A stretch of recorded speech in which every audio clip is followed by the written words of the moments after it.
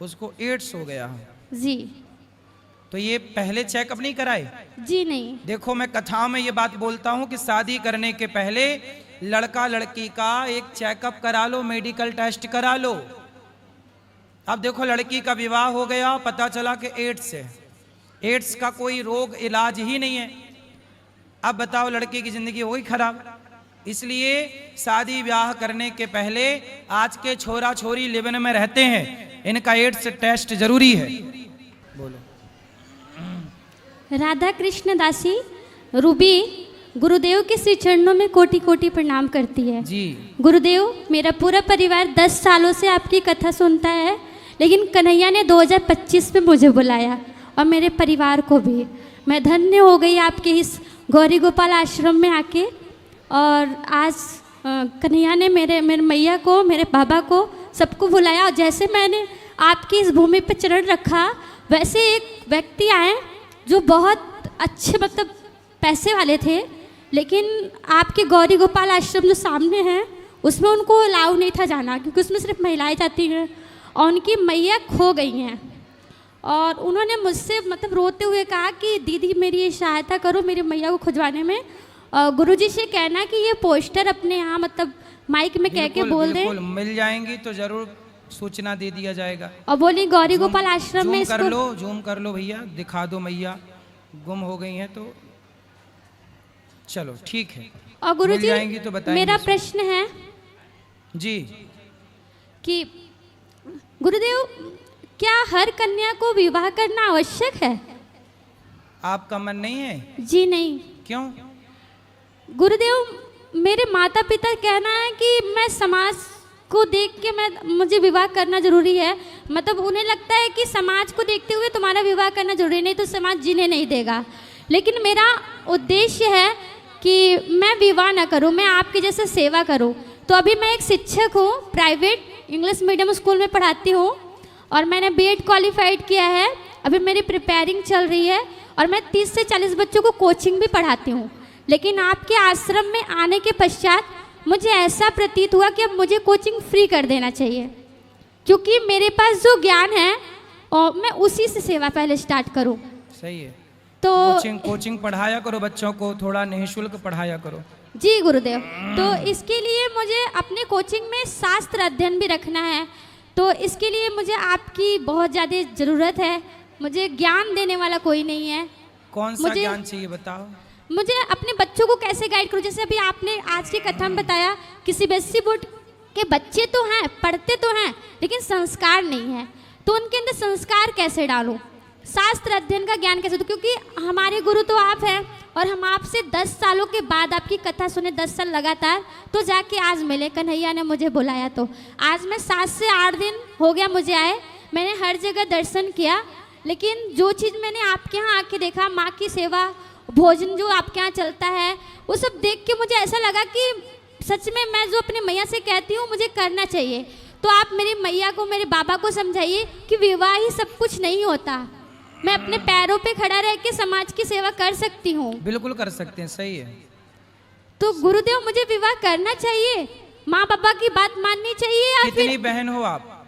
3 बहन हो। और मेरे भ्राता 2 हैं। देखो, आपका विचार अच्छा है कि समाज सेवा करना चाहिए, लेकिन आपको आपके मन पर भरोसा है? यस जी गुरुजी। सुनो, मन आज तो चलो ठीक है, कल को मन यदि भटका तो यदि आप अपने मन को सदा कंट्रोल कर सकें, अपने मन पर आप हावी हो सकें, तो फिर ठीक है, आप समाज की सेवा करिए। समाज की सेवा तो सबसे बेस्ट, इससे बढ़िया कोई काम नहीं हो सकता, लोक परलोक दोनों के लिए। तो गुरुजी, आपके यहाँ गुरुकुल है, तो आपने गुरुकुल में कन्याओं का स्थान क्यों नहीं दिया? इसलिए तो आज ही कथा में बोले कि हम एक विद्यालय बना रहे हैं जहाँ बेटियां भी पढ़ेंगी और बेटे भी पढ़ेंगे। तो और आप साथ जुड़े रहना, तो आपको ही वहाँ पढ़ाने के लिए हम नियुक्त करेंगे कि आप पढ़ाना, ठीक है? तब तक और आप अपना अध्ययन मजबूत करो।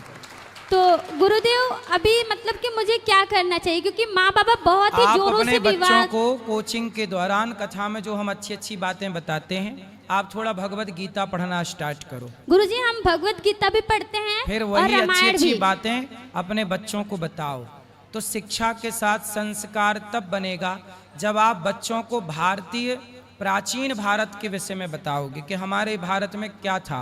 धर्म सबसे पहली आवश्यकता है। बच्चों को ये पढ़ाया जाए कि बेटा धर्म किसे कहते हैं।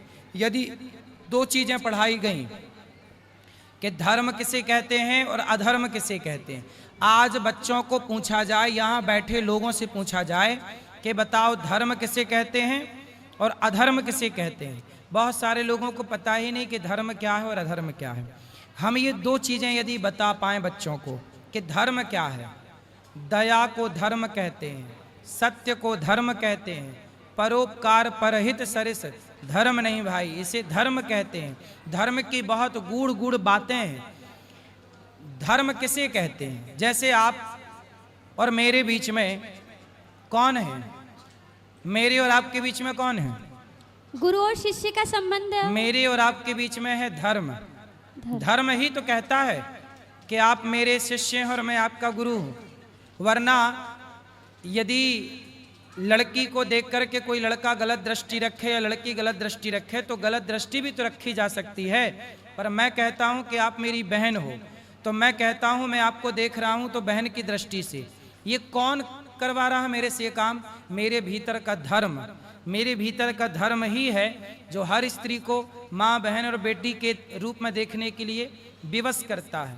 यदि धर्म मर जाए किसी का, तो रावण ने सीता मैया को देखा तो था। सीता तो जगत की माता थी, जगत जननी थी, पर जगत की माता को भी, सीता माता को भी रावण ने गलत नजर से देखा, क्योंकि रावण का धर्म मर चुका था।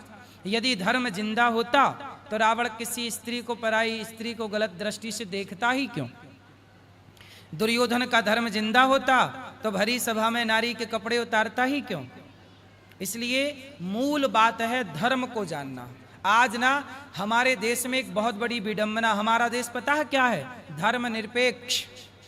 निरपेक्ष का मतलब क्या हुआ?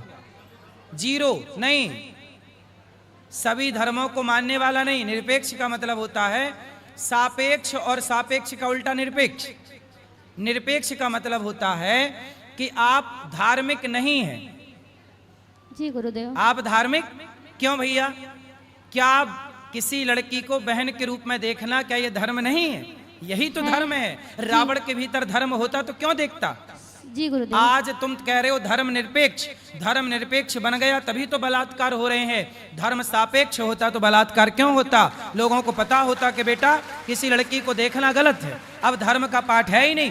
धर्म निरपेक्ष निरपेक्ष चिल्ला रहे हैं लोग। धर्म जब है ही नहीं तो धर्म का आचरण करेगा कौन? फिर बेटा अपने बाप के साथ धर्म नहीं कर रहा है, फिर बेटा अपने माँ बाप के साथ धर्म नहीं कर रहा है, पत्नी अपने पति के साथ धर्म नहीं कर रही है, पति अपने पत्नी के टुकड़े करके कुकर में पका रहा है, पत्नियां पति को मार मार के ड्रम में पैक कर रही हैं। क्यों? क्योंकि धर्म नहीं है। अब और लिख लो धर्म निरपेक्ष। धर्म निरपेक्ष ये देश कभी धर्म निरपेक्ष। तुम्हारे पूर्वज देख रहे होंगे तो रो रहे होंगे कि राम राम, जिस देश में राम हुए, जिस देश में कृष्ण हुए, काय के लिए आए? धर्म संस्थापनार्थाय संभवामि युगे युगे। जिस देश में राम कृष्ण धर्म की स्थापना करने प्रकट हुए, आज वो देश कह रहा कि हम धर्म निरपेक्ष हैं। धर्म निरपेक्ष का मतलब है धर्म से शून्य हो जाना, धर्म को भूल जाना। पर्याय समझो ना आप, उल्टा दिन का उल्टा रात। धर्म सापेक्ष। धर्म सापेक्ष का मतलब है धर्मयुक्त। अब जैसे धर्मयुक्त मैं, आप धर्मयुक्त हैं, और धर्मयुक्त का उल्टा क्या हुआ? धर्म निरपेक्ष। उल्टा मतलब धर्म है और धर्म नहीं है। दिन का उल्टा रात, ऐसे सापेक्ष का उल्टा निरपेक्ष, सापेक्ष का उल्टा निरपेक्ष। हाँ, अब इतनी सी बात लोगों को समझ में नहीं आई कि धर्म निरपेक्ष शब्द जोड़ करके कितनी बड़ी हानि कर दी इस देश में। क्यों नहीं है भैया धर्म निरपेक्ष? हम क्यों लिखें? हम तो धर्म सापेक्ष हैं, हमारे अंदर धर्म है, इसलिए ना माताओं की सेवा कर रहे हैं। धर्म निरपेक्ष होते तो कोई किसकी माँ की सेवा क्यों करता? जी गुरुदेव। सोचिए, हमारे देश में इतने पढ़े लिखे लोग हैं लेकिन ऐसी मूर्खतापूर्ण बातें कर रहे हैं, निरपेक्ष शब्द का प्रयोग कर रहे हैं, बोले धर्म निरपेक्ष है। अरे जो लोग कहते हैं ना सभी धर्म, नहीं, निरपेक्ष शब्द का गूगल में जाके अर्थ करिए। निरपेक्ष शब्द के आप अर्थ ढूंढिए क्या है। निरपेक्ष का मतलब क्या होता है? मतलब कुछ भी चल रहा है। किंतु गुरुदेव पुस्तकों में बताया जाता है धर्म निरपेक्ष का मतलब कि हमारे यहाँ किसी धर्मों को नहीं देखा जाता, सबको एक समान देखा जाता है। एक समान तो ठीक है, फिर जिस दृष्टि से पत्नी को देखते हो उसी दृष्टि से एक समान माँ को देख लो। जी ये तो कहो न गधों से कि भाई यदि एक समान ही देखना है तो पत्नी माँ में एक समान दृष्टि हो सकती है? जी नहीं। उत्तर दो। जी नहीं। क्या पत्नी और माँ में एक समान दृष्टि हो सकती है? अरे नहीं। प्रकृति खुद कहती है कि माँ को अलग तरीके से देखो, पत्नी को अलग तरीके से देखो, बहन को। जब प्रकृति तुम्हें नहीं आदेश कर रही है, तुम कौन होते हो भाई?